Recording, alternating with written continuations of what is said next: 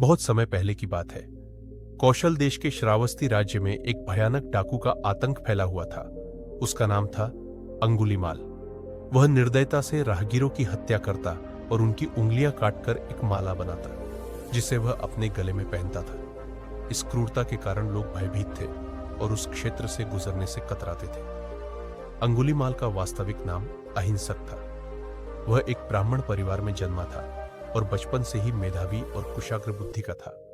गुरुकुल में शिक्षा प्राप्त करते समय उसकी प्रतिभा के कारण गुरु और गुरुमाता उससे विशेष स्नेह रखते थे। यह देख अन्य शिष्य ईर्ष्या करने लगे और उन्होंने अहिंसक के विरुद्ध षड्यंत्र रच दिया।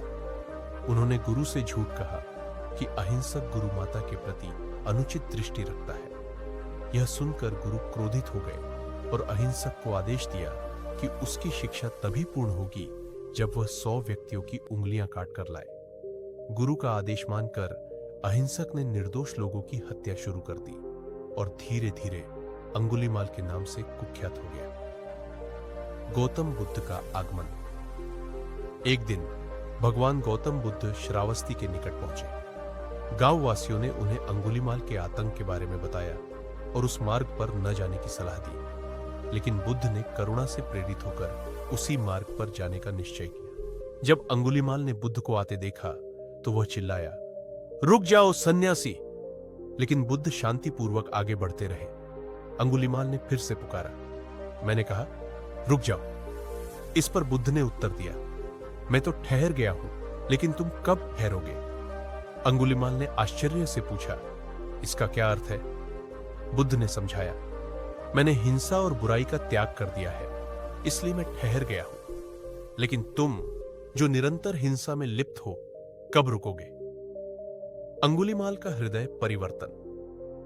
बुद्ध के शांत और करुणामय शब्दों ने अंगुलीमाल के हृदय को स्पर्श किया। उसने अपने पापों का पश्चाताप किया और बुद्ध के चरणों में गिरकर क्षमा मांगी। बुद्ध ने उसे प्रेम पूर्वक उठाया और धैर्य पूर्वक धर्म का उपदेश दिया।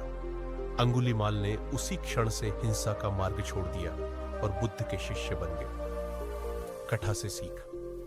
इस कथा से हमें यह शिक्षा मिलती है कि कोई भी व्यक्ति कितना भी पापी क्यों न हो, सही मार्गदर्शन और करुणा से उसका हृदय परिवर्तन संभव है। बुद्ध की शिक्षाएं हमें दिखाती है कि प्रेम, करुणा और अहिंसा के माध्यम से हम सबसे कठोर हृदय को भी पिघला सकते हैं और उन्हें सन्मार्ग पर ला सकते हैं।